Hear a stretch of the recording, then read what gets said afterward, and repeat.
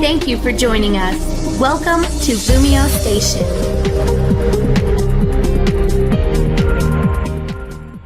Hey, what is going on, LumioseStation? My name is TheCritMagnet. Today I have the honor to be able to bring you guys a narrated Pokemon X&Y Wi-Fi battle that I had with my boy Lux in the NU tier for you guys' community submission. And I mean, if you guys do see it, clearly I did make it in. So of course I have to thank all the Lumiose people, Nappy, all those special wonderful gentlemen. And so yeah, we're gonna get into this battle really quick. But before we do that, of course, hit that like button, show some loving for the channel, even though it's not mine, and just let them know I did a good job. Or let them know that I did a terrible job. Either one of those is fine or not fine with me. So I guess I can tell you guys a little bit about myself. I'm the TheCritMagnet, or Crit, or Grant, or TCM, whatever you want to call me. I'm not so much of a Let's Player. I have tried to do Let's Plays in the past, and some of them went well, some of them have not gone well.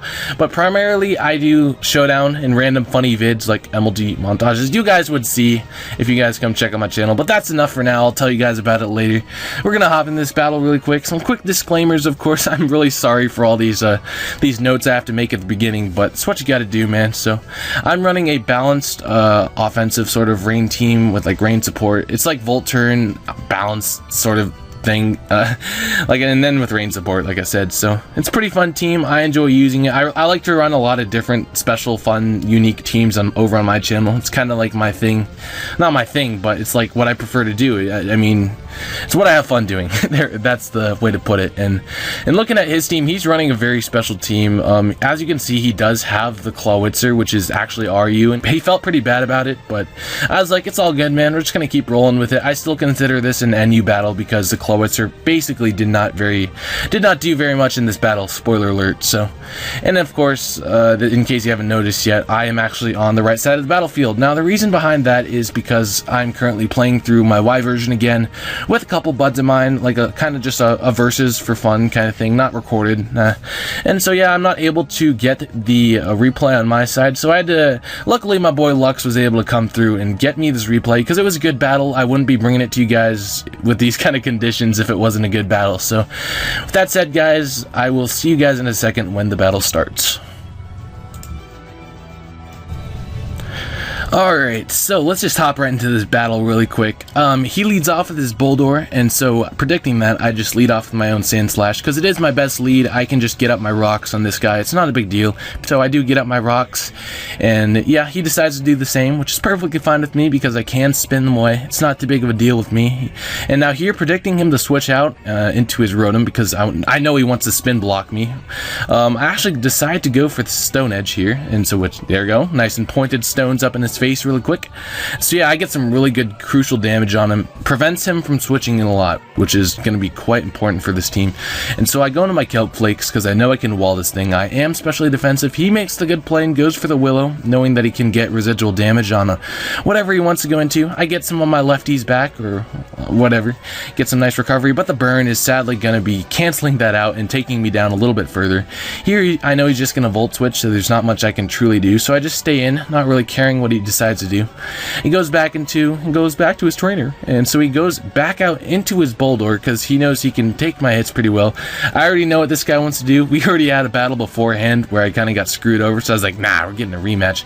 Get on my Toxic Spikes, get a little bit of my health back, but like I said, sadly, the burn is going to be whittling me down even more than Leftovers heals me, so I have to go out into my Sandslash here because I know what this guy wants to do. These things are monsters, and as you guys are going to see in a second, he goes for the explosion. Now, oh boy, it does a pretty good chunk to my Sandslash, and ooh, but I eat it. Like, surprisingly, that does not do much as I anticipated, so that's pretty nice. Leaves me at some good damage. Leftovers does give me some nice little 6% back, so he already decides to go into his Dragonair. I already know what he wants to do. He's gonna try and start setting up on me, which is extremely scary, and he's gonna get the poison, which I didn't think of this because these things have Marvel scale, which means that if they get a status, that means that their defense goes up a little bit, so that's actually not good in my favor. So I'm gonna take this time to spin away my rocks, so I know he's gonna set up on me regardless, and at this point I just need to whittle him down to a point where I can like kill him with an Ice Beam from Pelipper, something like that, or catch him on a Dragon Tail, or catch him on a on some sort of sleep talk or something, because he is a rest talk, as you guys are going to see. That's usually what they run. So I just go for my Earthquake, baiting him to go in for that rest, because I need to get lucky. Like, this Dragonair is a complete threat to my team if well, it's already a giant threat, so.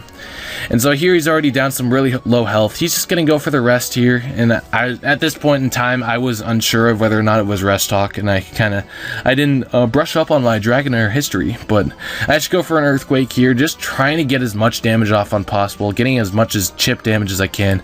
So I get a little bit of my lefties back, and here I know I have to make a switch. This is not working out in my favor, because the more boosts you get, the more I'm going to get screwed over. I have to go to my T-Pain the Volbeat, and so like I said, I have to get lucky. So he gets his little sleep talk thing, he's easing, and he gets the rest, so that's perfect. So what I'm going to do is I'm going to go for my substitute. For all you guys who don't like stall, I'm sorry, but this is kind of what I have to do here. As he gets a sleep talk, I don't care if he gets an outrage or something, but he does just get the rest, which is unfortunate for him. And here I get a little bit of my lefties back. It's nice little thing. And I go for the encore because I know he's gonna wake up, and you know what happens when you use sleep talk and you're awake, it's not gonna work. So he wakes up, he goes for the sleep talk, and it fails. So this is a great play on my part, because what this means is I'm in a really good position here, because he can't do anything right now. He has to switch out. So what he decides to do is he goes into his Rotom, probably just gonna Volt Switch and break my little sub or whatever, and I go for the Rain Dance. So this is perfect. This gets me really good momentum for the team. So see a little rain, all nice and sparkly, and so I get a little bit more of my health back, almost up to full. So this is awesome. So here I've done my job. Volbeat's just been a team player, so I'm gonna baton pass straight on out, and here what I decide to go into is my Scarf God, because I don't care if he goes for the Volt Switch, man. I'm gonna start just whacking stuff with Hurricanes. Things are gonna die, man. Things are gonna get hurt. So my sub fades, which is perfect. I didn't really care about that sub, so I'm gonna be able to whip him with a Hurricane, because even if he is an electric type, I don't care, man. He's at like 24 health. Crit did not matter, bro. Yeah, he decides to go into his Ditto. Now the problem is here, all Dittos like to run Scarf, and he gets the poison, which is pretty cool.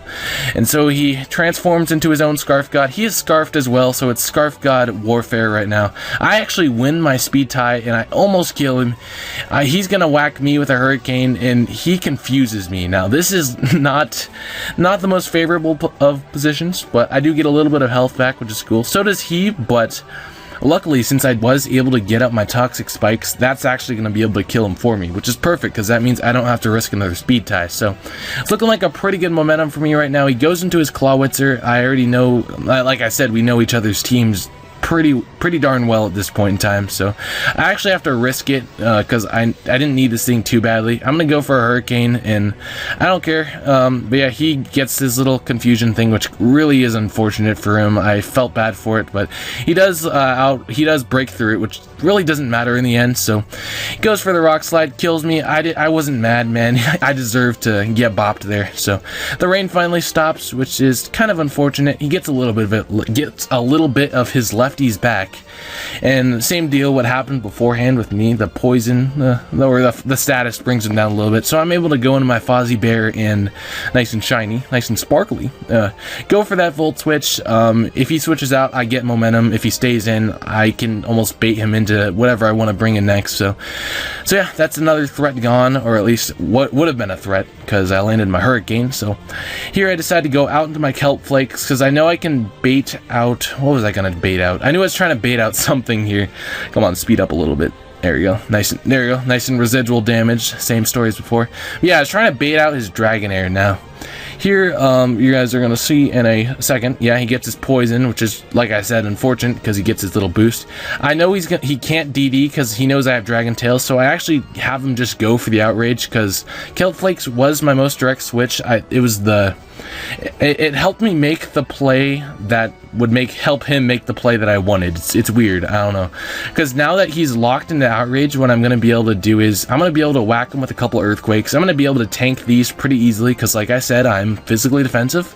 I like to wall stuff. And even though this one doesn't kill, I'm really hoping for a 3-turner here just because of the fact that, well, I mean, either way, I think he dies to rocks on switching, which is either way.